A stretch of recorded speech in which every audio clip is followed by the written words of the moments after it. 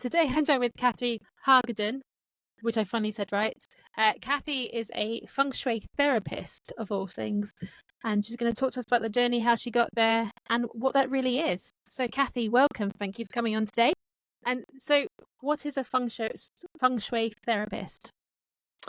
Well, I'm talking about Feng Shui therapy in terms of I'm also a health occupational therapist, and that post led me into many different houses, and about 11,000 actually over 30 years.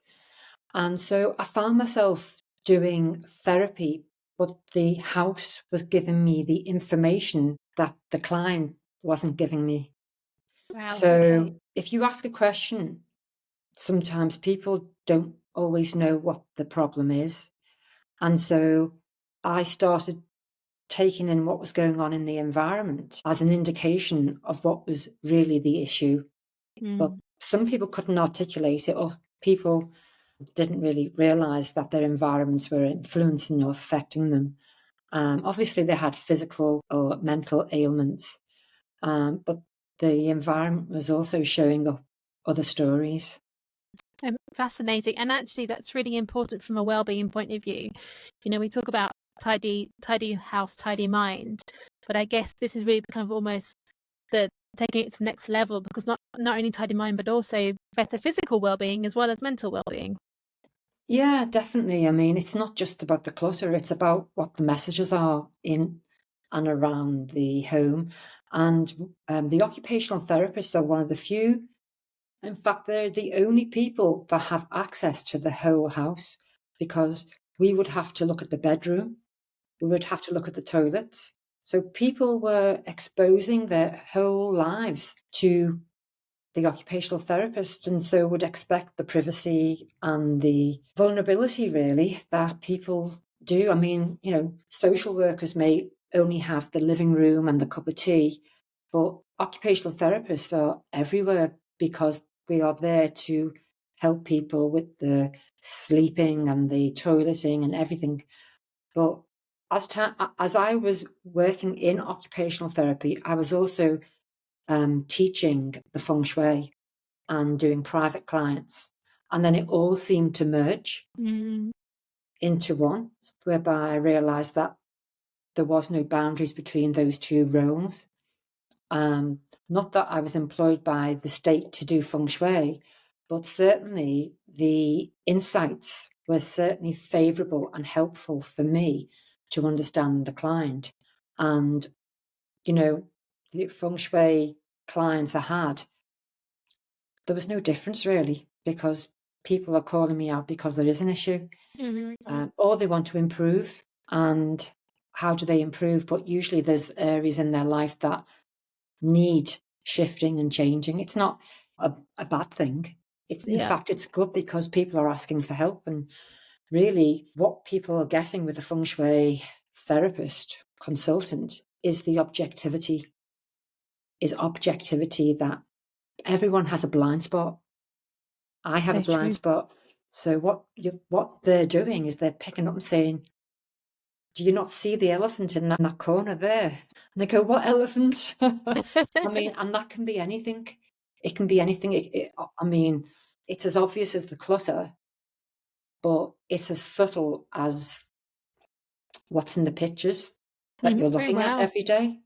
What is the picture telling you? It can be colours. I've been into multiple offices where all the staff are as depressed as hell. And then you look at the plant, and the plant's dying or dead. And that reflects often the network of people in the office. That they are all slowly dying because they are closely knit, connected, and often they're dealing with difficult situations. I mean, there is a medical condition, I think it's in the DSM, where it's a situation with mass psychogenic illness. Yeah. Have you heard of it? Whereby, you only need a few people to start thinking a certain way, and then it becomes becomes endemic almost, doesn't it? Yes. Yeah, Yeah. particularly in those close-knit environments that you're talking about, and Mm. office spaces being that kind of environment, as you say. And So, yes. so for people who aren't familiar with Feng Shui, what really is it? And I know I've seen on the internet things like drawing lines in sand or rearranging furniture, but I'm sure it goes deeper than that, right? Yeah, it's a philosophy. It's a philosophy of over 4,000 years old. It's come out of the other philosophy of the I Ching, and it's an organized system whereby you are resonating with a higher divinity. And like everything in our creation, there is a systematic and organized chaos. It appears to be chaos, but actually it's as synchronized as in the sacred geometry. And that is expressed through choreography and dance, through art, through architecture. Feng Shui took me into the areas of Islamic architecture, which is stunningly beautiful with the fine synchronicity and geometry of the structure of buildings and the meaning behind those buildings. Architecture is the footprint of the heart of humanity.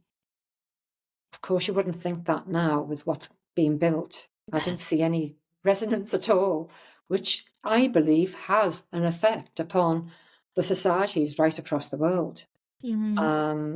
Having travelled extensively, you can feel when you're in the architecture of the classical and bygone years that you're resonating with something and something higher. And there are some great people who have taught me along the way about the divinity of buildings. But I like to bring it down to everybody's personal space. And what is the divinity within your own space? And so coming back to what is Feng Shui, I think Feng Shui is about creating a balance within our own home inside. We all have a home inside. And I talk about that in some areas about inner Feng Shui. But it's true that, what's on the outside is what's on the inside and vice versa. So it's about creating a balance, and a balance with an understanding of the 5 elements in creation, which are the 5 Chinese elements of earth, water, wood, metal, and fire. And those elements are to do with us intrinsically. We all have those 5 elements that make up our organs. They make up our body, our thinking.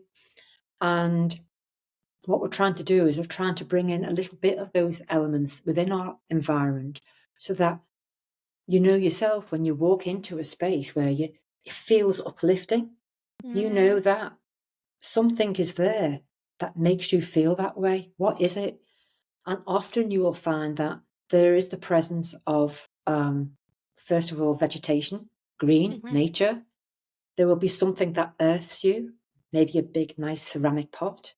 There'll be something there that has a bit of a fire, passion, or a action feeling. So that could be plenty of lights. That's the element of fire. And then you've got the wood, which comes back to, we spoke about the plants. And then the water element, which is often in things that appear to be moving. You could have movement in patterns, movement in pictures, water element. And then the metal element is all about metal, real metal, and often found in mirrors, the surroundings of the metal or things made from metal. It doesn't have to be like stainless steel. It can be copper, gold, rose gold, silver, pewter, all the different computations of metal. But they're all important, but metal also represents the mind. Okay. Because like we're doing in this talk now, we are using our mind to cut up the information into small packages that are digestible for other minds to listen to. So it's a symbolic representation. For people who want logic, it's really a symbolic representation within our environment and how we create that so that it makes us feel aligned with who we are within ourselves. So everyone's different, and that's why Feng Shui is highly individual. It's not like there's a placard with the same answers for everybody. You may be, Philippa, somebody who needs more fire than me, you know? So what can I put in Philippa's space to bring that fire element? And fire represents action. We need action. You know, people have got lots of metal.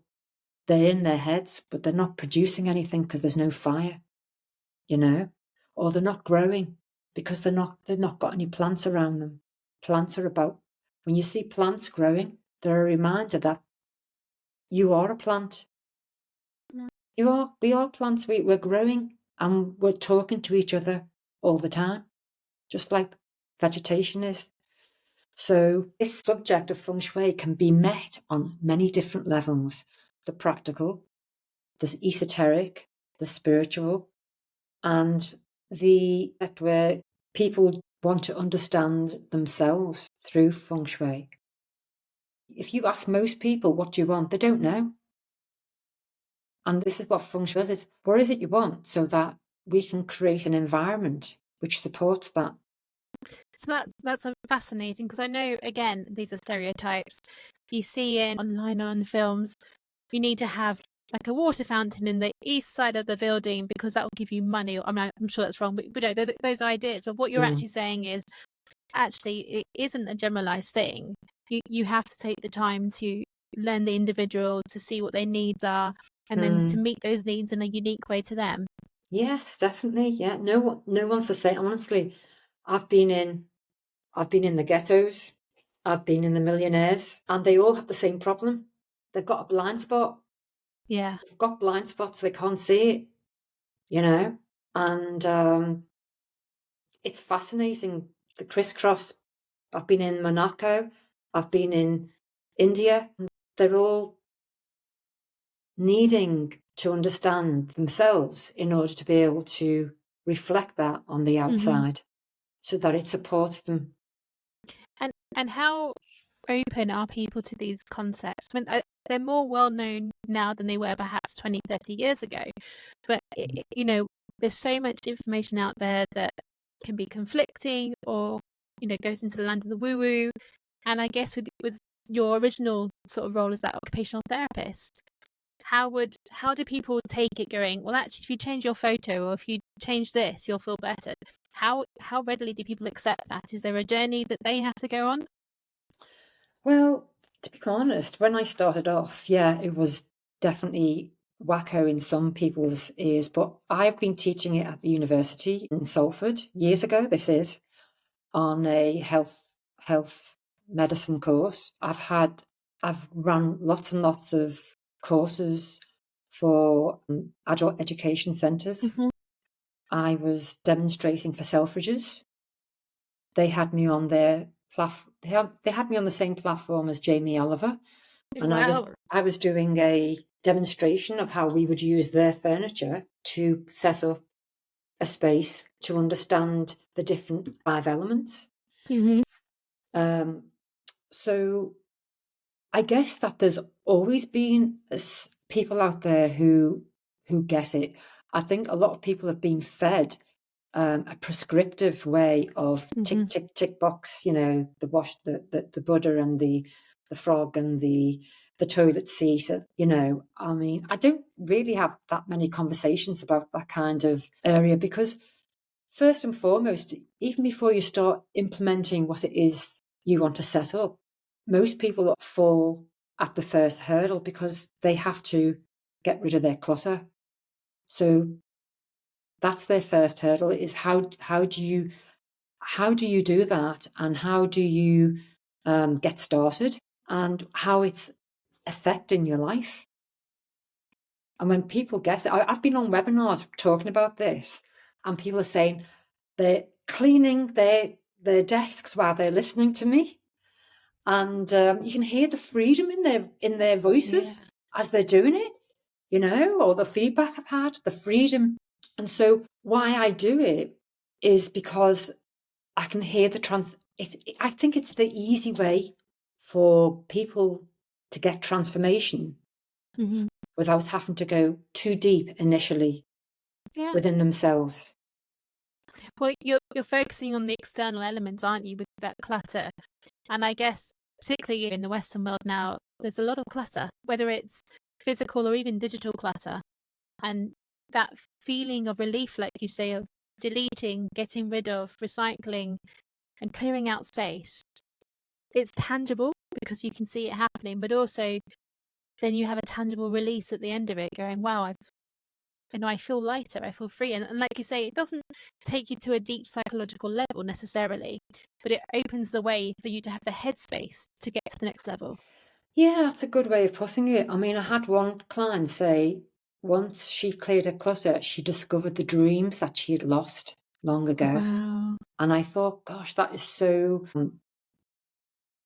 psychological insights, really. And that's why I've started, I mean, I have put together a course on inside Feng Shui, but I've always known about that, the inside Feng Shui, because each of us has a house, and and when people realize that, then they can start taking responsibility for the house that is them. Mm-hmm.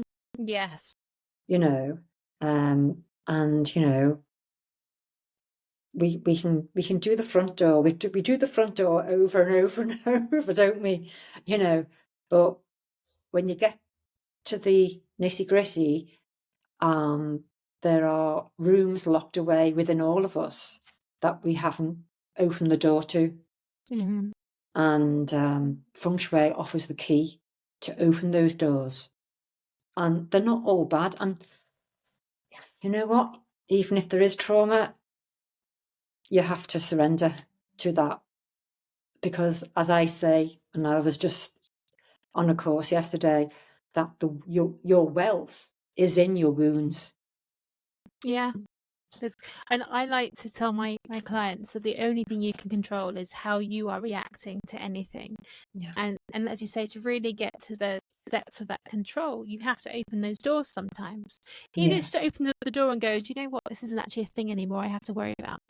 But I didn't know until I'd gone to that place that I didn't have to worry about it anymore. And we spend more time thinking about well, what if it's bad? What if it's hard? What if it's scary? Rather than just doing the do and going to that place. And I love with what you're doing, giving people that almost that key to go to those places, to work their way through progressively till they get to the deeper stuff. And yeah, I mean, I do that through visualizations and that, and we're actually going in there and we're opening up the windows and we're cleaning around inside of those cobwebs that, you know, in your relationship area or your wealth area. We're taking away the cobwebs, we're putting up the crystals, we're bringing in the light. You know, the mirrors are no longer reflecting dirt and repeated self-talk. The mirrors are now repeating a new message, and we've got different pictures on the wall, and it's just great. You know, I've done it for a few radio stations, and even myself, I'm like, I'm feeling it as I'm saying it. You know, it's really good. So I enjoyed that, all the different aspects. It depends where people, you know, people meet me on maybe the practical level, but it just gets deeper and deeper. And but I think people resonate with it. You know, they know. And you know, on my visits to people in all different communities, I honestly can say that some of the manifestation of their health issues are to do with how they've set up their environments. And increasingly, housing associations don't know what to do with these problems they've got with people who are out of balance altogether with their clutter. And it's causing then a problem for, you know, the energetic patterns of the neighbours. I mean, I don't like to just focus on clutter because there's so many other people just in the clutter industry, whereas I'm more about clearing the clutter so that we can start painting our new picture. And how do we paint? Everyone's an artist. How do we paint the picture we want to create for now? Not the future, but for now. What do we want to be looking at? How do we want to be feeling? How do we want to feel? And how can we make ourselves feel that, because then we do have a bit more control over how do we want to make ourselves feel it, rather than relying upon somebody else to create that for us. Definitely. And also the fact that you're focusing on the now as well, I think is really powerful, because we spend so much time either thinking, planning, worrying about the future, or worrying about the past. And one of my therapy trainers would always be like, there's no time but now, because time is a completely man-made concept. We know that time passes, but we only live in the now. And so finding that comfort in where you are now and who you are now, again, with the work that you're doing, I think is a real gift that people forget. We get so caught up in everything else, but now is all we have. Yes, that's true. That's true. And that's why, I just even say to people, just even if you just do one room, because frequency is infectious. So one room that has been cleared infects all the other rooms that haven't been. Nice. And it's the same what we were talking about the mass psychogenic illness. Yeah. Is that one person can pollute a whole, unintentionally pollute, or a few people together can do that. And when that frequency starts to change, that's the magic, really. It's the frequency, because I've experienced it so many times. And people start asking you different questions because the frequency in me has changed. Yeah. And that is what is about now. You can only change that frequency now. You can't book it in for a few weeks' time. You can't book it, well, tomorrow I'm going to have this frequency.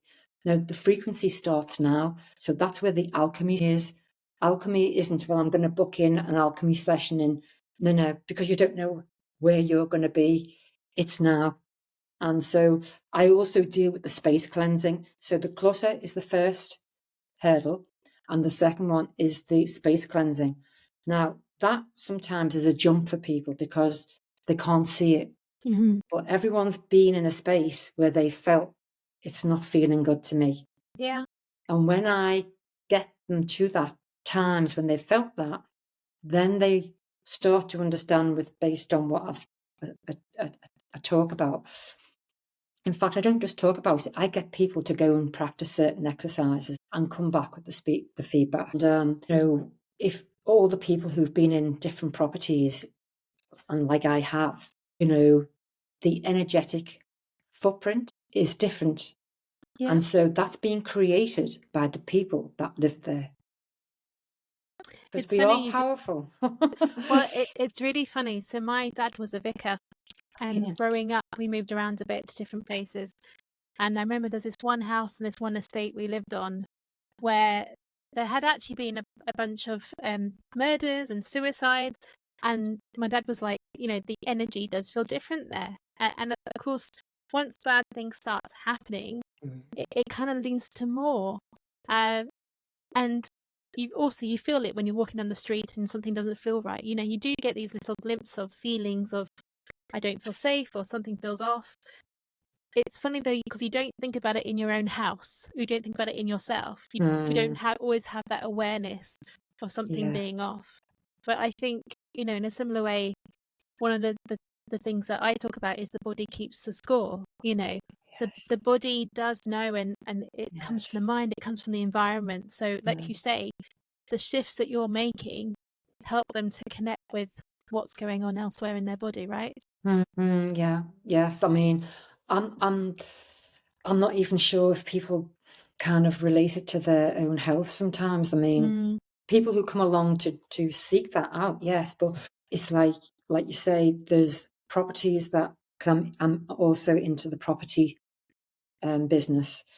So, a lot of these developers, they just throw a load of white paint over, and then they put the tenants in, and they think, well, that's it now.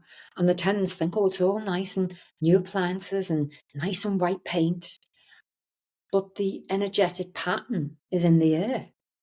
How is that? Because water holds memory. So water is in the atmosphere.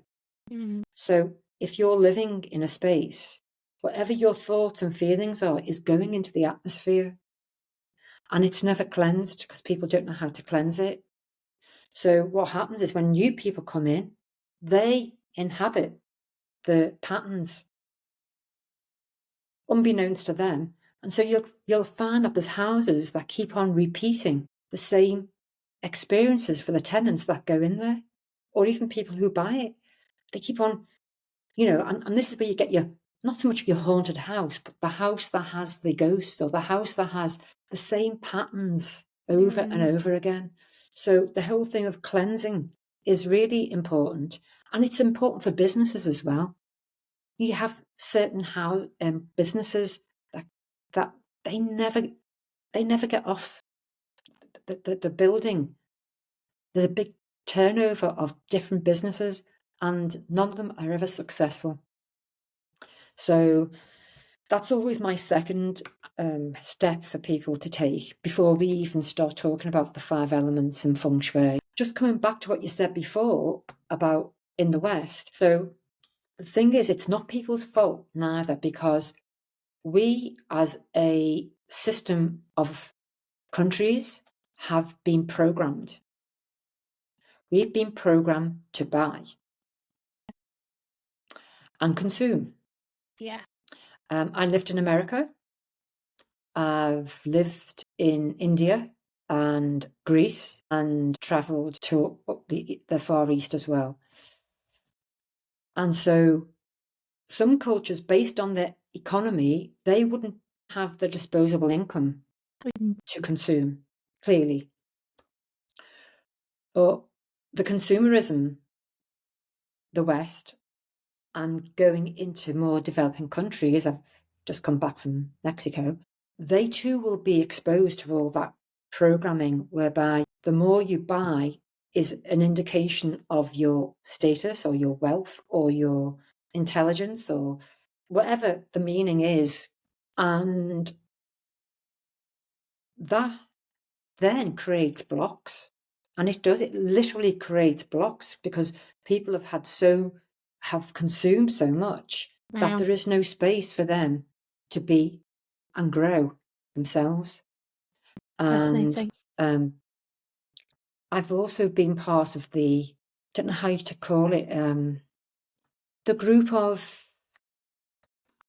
I don't know how to say, but the group of speakers internationally who've gone round on the circuit offering their programs. And you can see how they target certain countries for this very reasoning, that they are programmed to keep buying and buying and buying.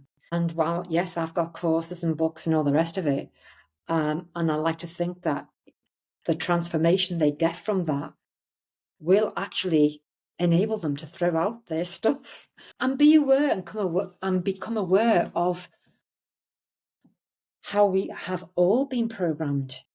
We've all been programmed by the radio and the TV to be certain kinds of beings and ignore our own inner intelligence.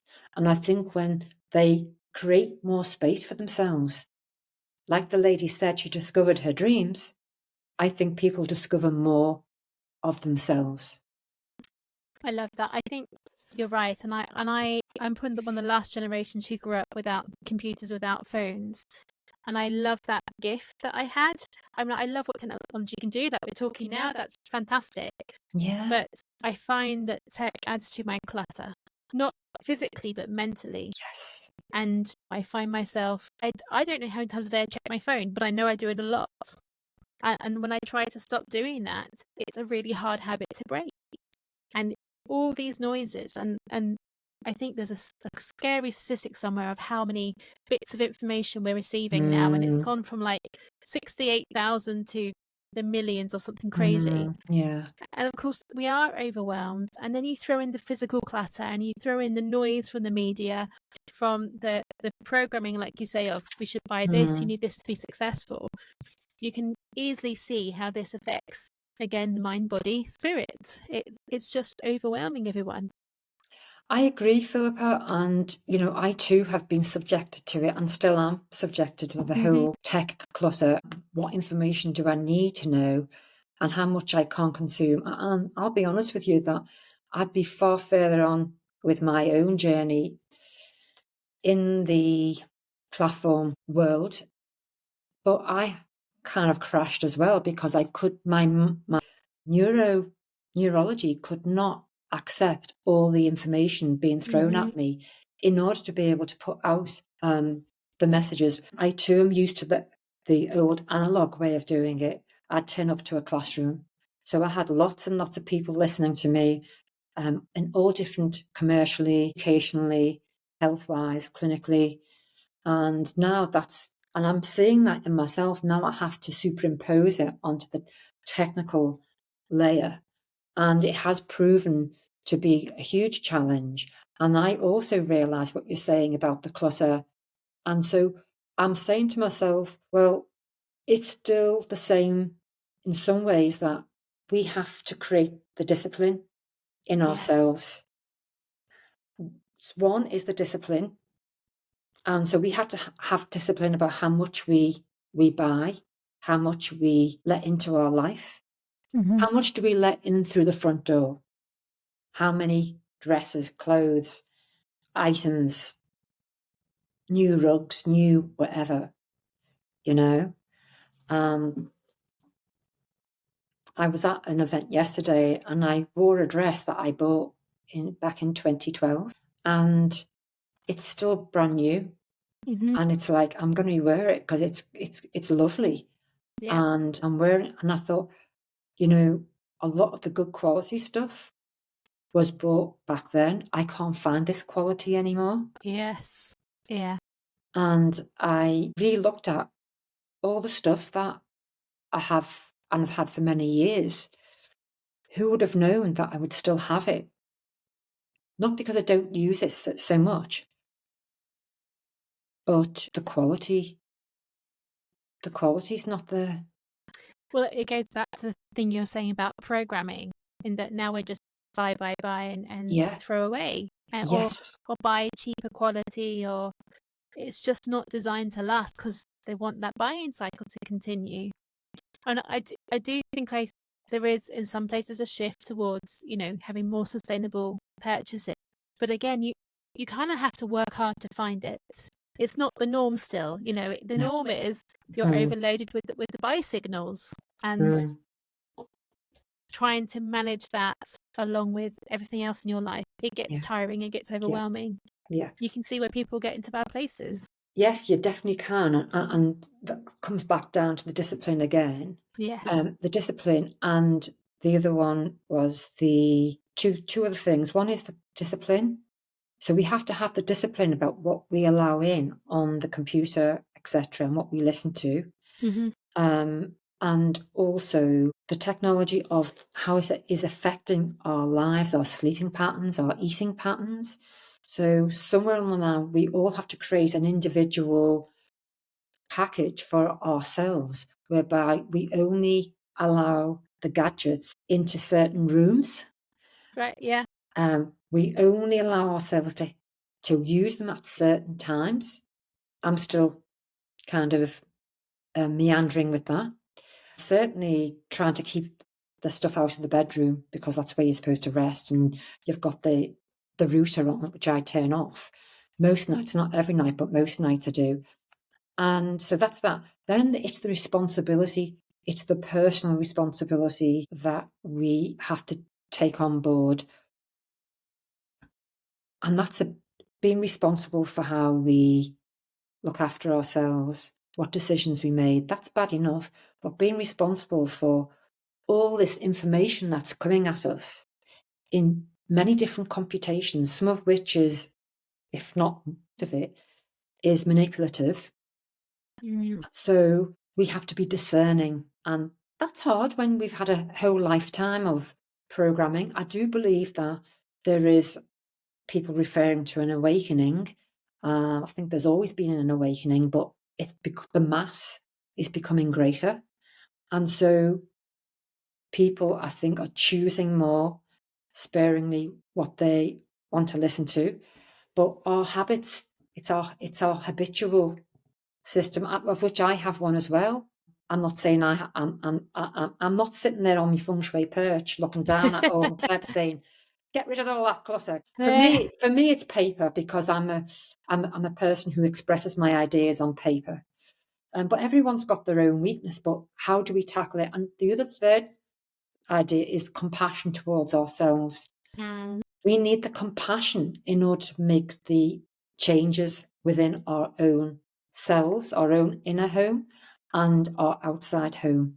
Is the compassion. Once we've got the compassion towards ourselves, it's great having the compassion for other people, but compassion should begin at home. It has to. And then we start looking at ourselves, and we start looking at what can we do to help ourselves. Yeah. And part of that will be forestalling what we don't no longer need to see or hear. I mean, I haven't had a TV for 20 years. Does that make me an angel? It did, until now we've got the YouTube, and I'm listening to the YouTube, and other podcasts and things like that. And it's almost like it's gobbling up our very existence unless we decide to discipline ourselves as individuals and as communities and as a race to take back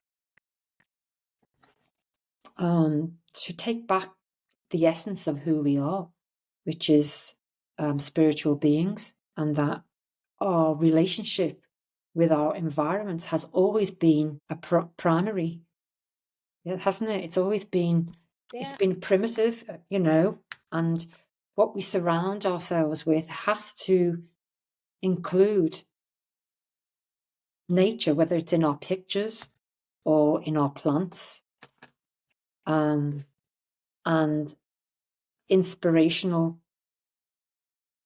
reflections of something bigger, no matter what religion or denomination you want to cast yourself in. Something has to be there that's inspiring you to recall that, like in a lot of the Chinese paintings, you'll see big mountains and the big waterfalls, and then you'll see the size of man, and he's that small. Yeah. And it's that relationship that to put us in our place, that we are not the creators of all of this, as much as the human ego likes to think it has huge influence, and that it's that humbling relationship with our environment where the compassion comes in as well, to realize that we can place around us things that inspire us, things that remind us of our humanity, things that offer up a creative world, and maybe security, and also the compassion for ourselves.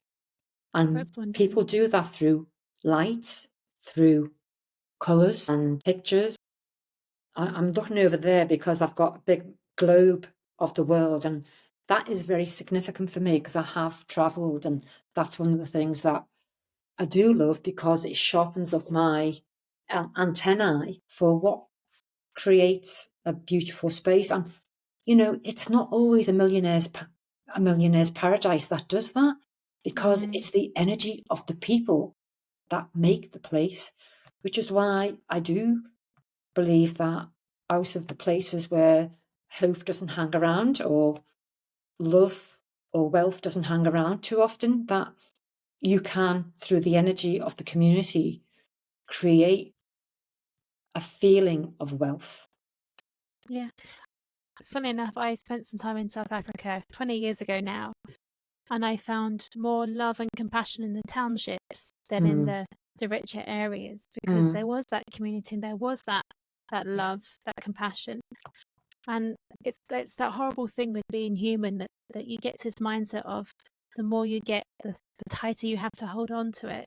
Whereas actually, if you just learn to let go, you find what you need at the end. But we forget that again. And I think you're right, travel is so important to not only to broaden our minds. Like you, I've traveled a lot and I've lived in different countries, and I appreciate those experiences so much, because it shows me there's another way of living, but also shows me that you don't need to have it all to be happy. You don't need to fit into what society says you should do to be happy. In fact, often if you go the opposite way, you might be more happy.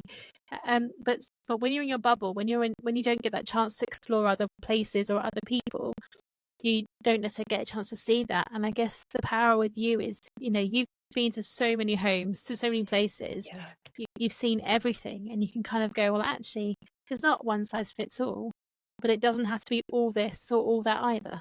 No, I mean, I have been in many different homes where from people from different cultures, and some of them are completely empty, and it's like, what's missing? I mean, here's an example. Is I remember being in Thailand, and I was like, I was with a boyfriend. I said, "Oh, let's go over there. There's a light over there. There must be a shop." And I went over searching for it, and when I got there, it was a temple. Amazing. But what it showed up was my programming. It showed up my programming. It's like, I'm looking for shops because I've been programmed to buy. I've been programmed to, let's look at what can we buy. And that's what I've learned. And in other cultures, you don't have that. I've been in the Far East and Dubai and Oman and Jordan, Egypt. I love the bazaars, but that's more like a way of life. Yeah. And the spices and all that. I love that kind of environment. Mm-hmm. It's intriguing. And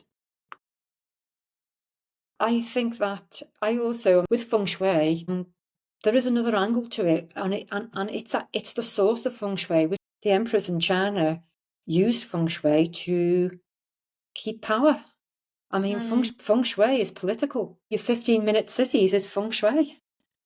It's about keeping people in so that they're only ever looking at a rotating five pictures every day, all the time.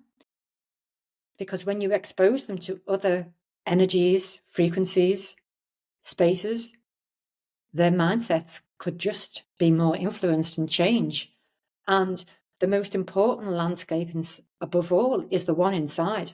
Mm-hmm. And yet everything is done in the advertising and marketing industry to ensure that you never look inside, but to keep you distracted on the outside all the time.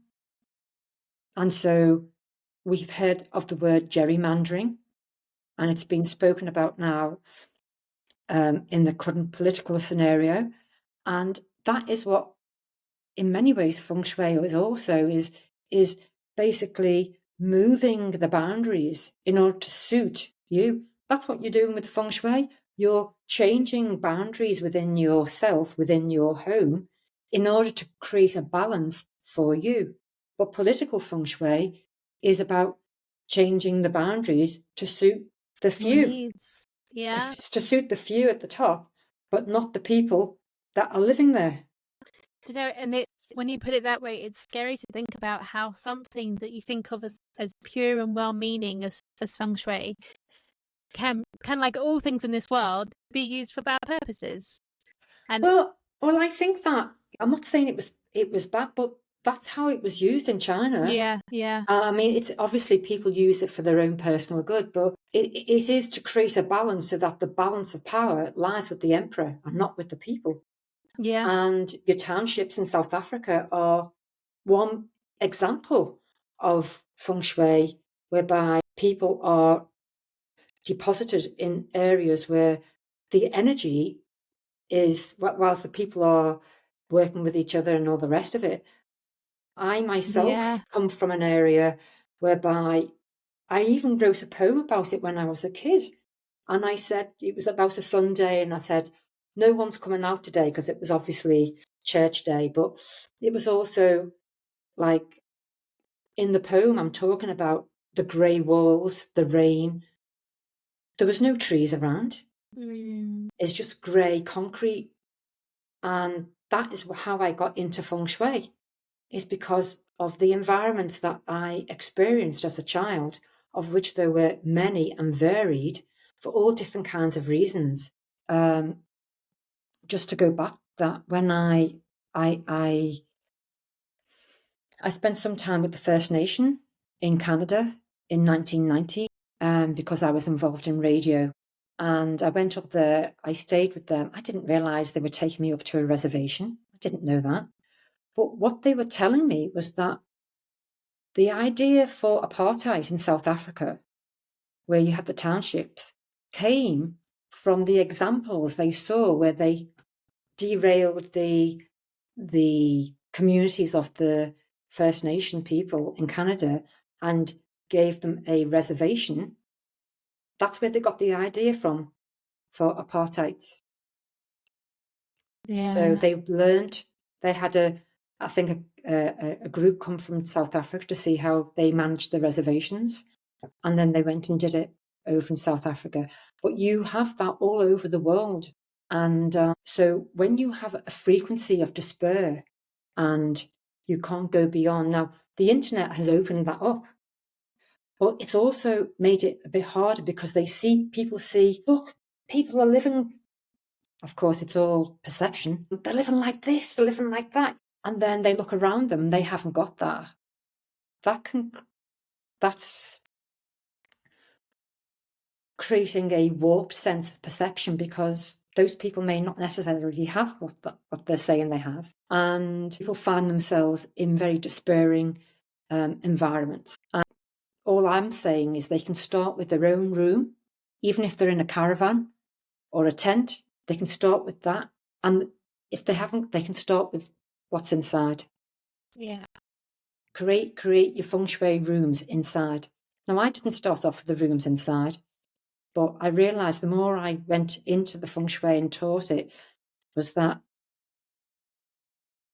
the bridge into the inner world was equally, if not more, as powerful. Amazing. Thank you.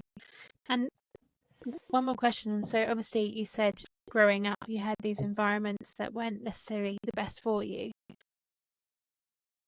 Were you ever, at what point, obviously you wrote the poem, but at what point did you go, I can change this? Like, how did you get to that point?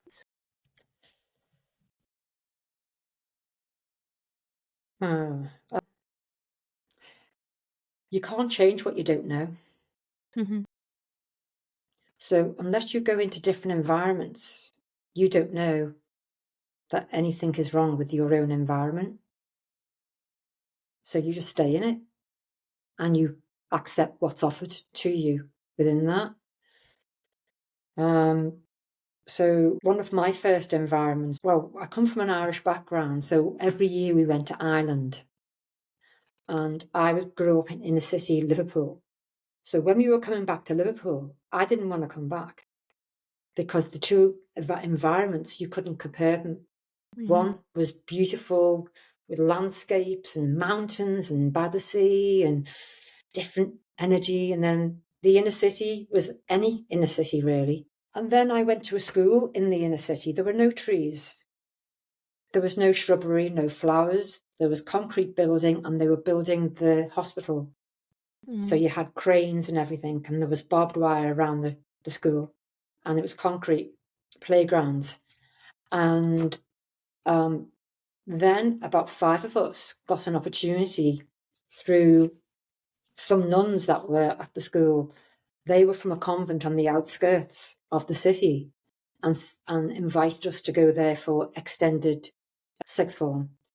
Well, of course, when I went there, within 3.5 miles of the inner city, it was a different scenario altogether. Mm. Now, the girls that had been there since they were 11 didn't notice, but I noticed they had trees with pink blossoms and flowers. And one day I was running, I must have been 16, 17, running in the field.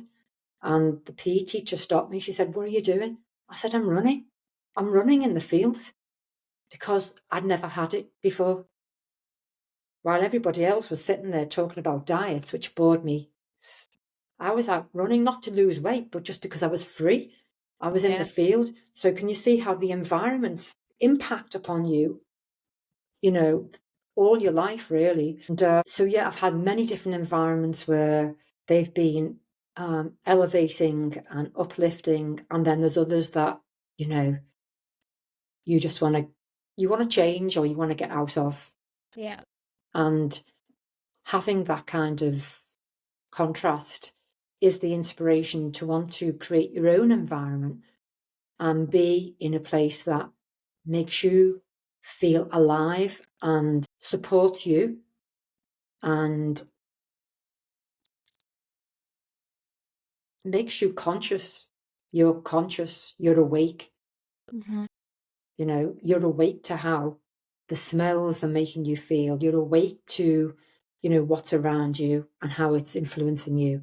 And that you have the power to make that change. Not because some commercial came on the TV saying you've got to buy this or that, but what is it in anybody?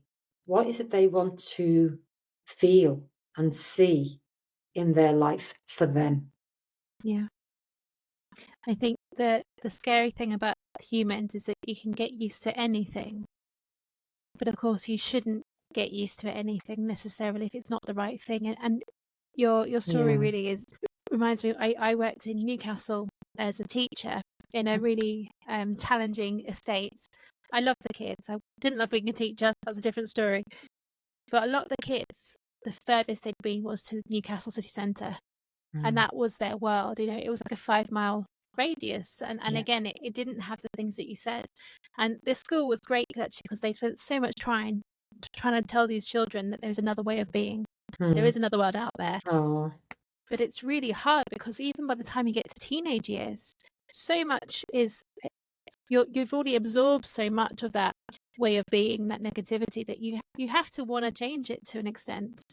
And being aware enough to go, maybe there is another way, or looking at the opportunities and going, what if I just give that a go? What's the worst that could happen? And that takes a lot of courage.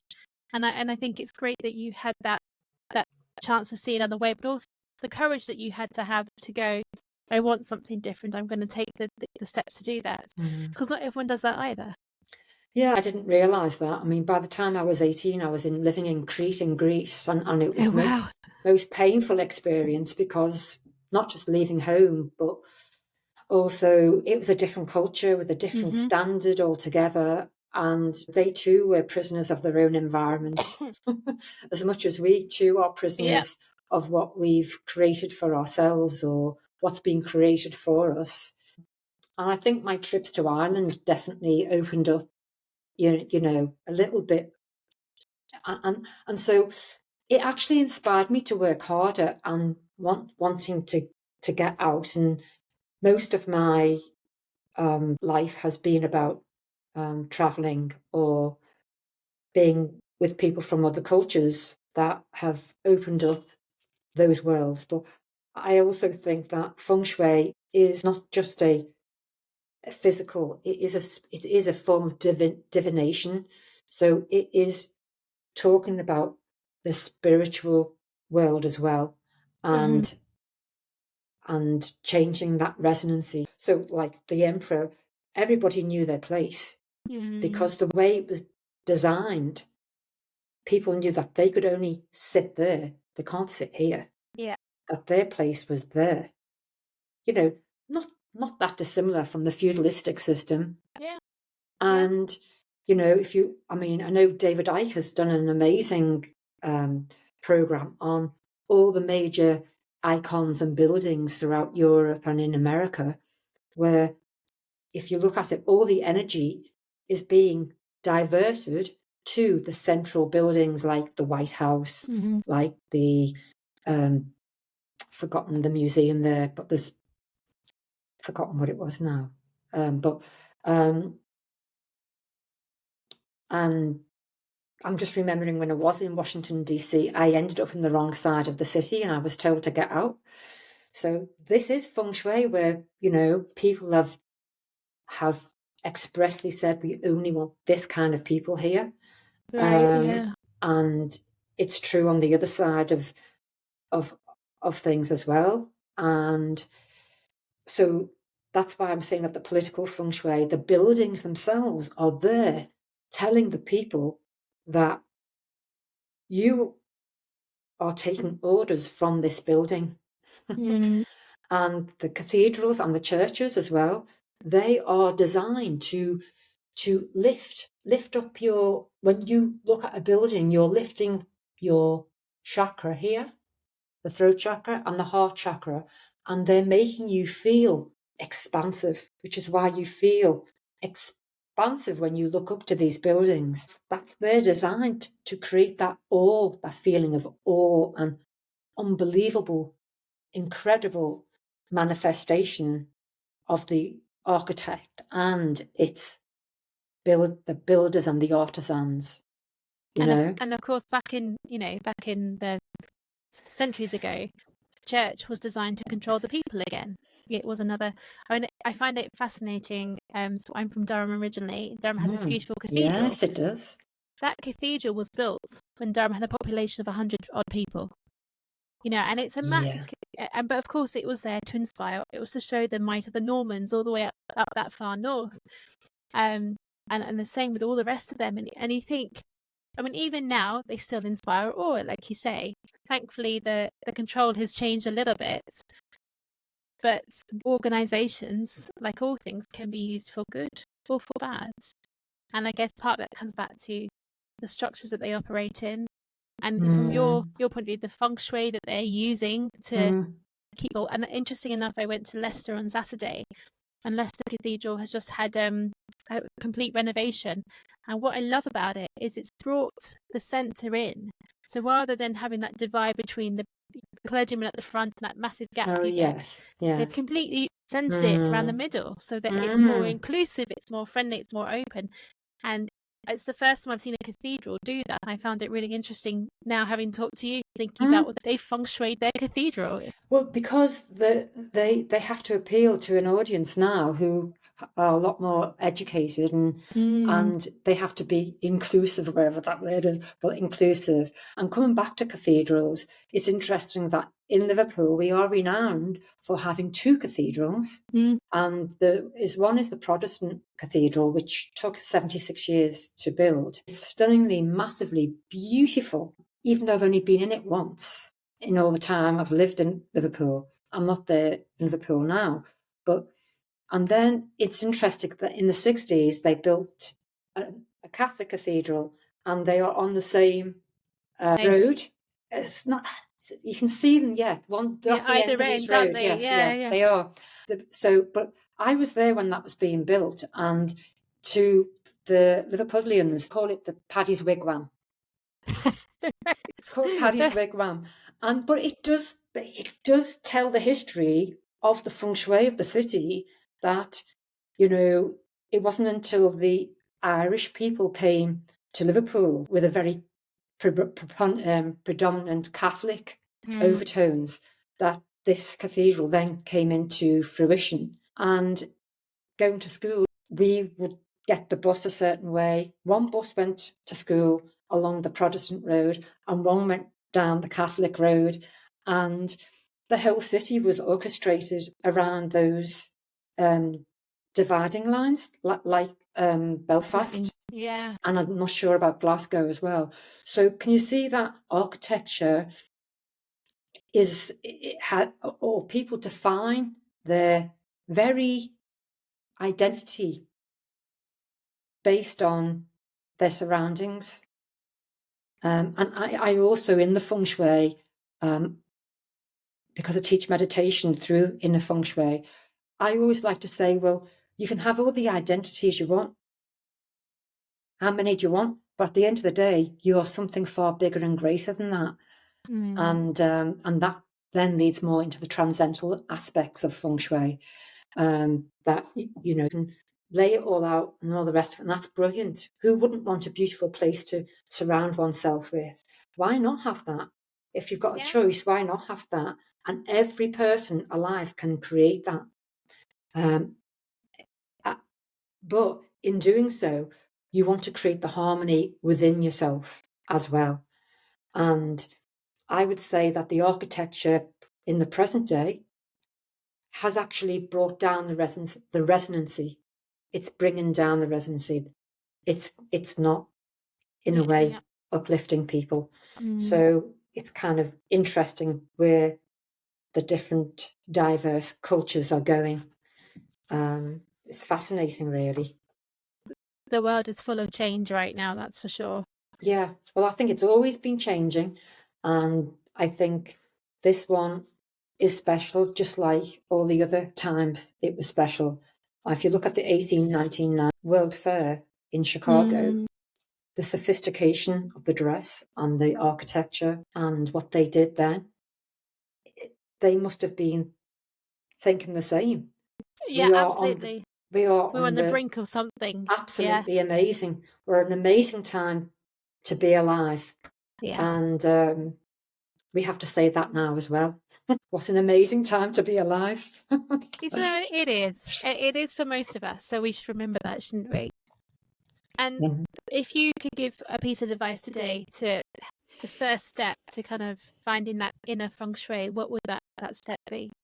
Inner Feng Shui. Okay. I think go to a place in your own home where it's the most uncluttered and peaceful, and sit there with yourself. And for 10 minutes, just breathe in and out. You can breathe into the count of 4, hold for count of 4, out for 4, and just do that, if you can, for 10 minutes.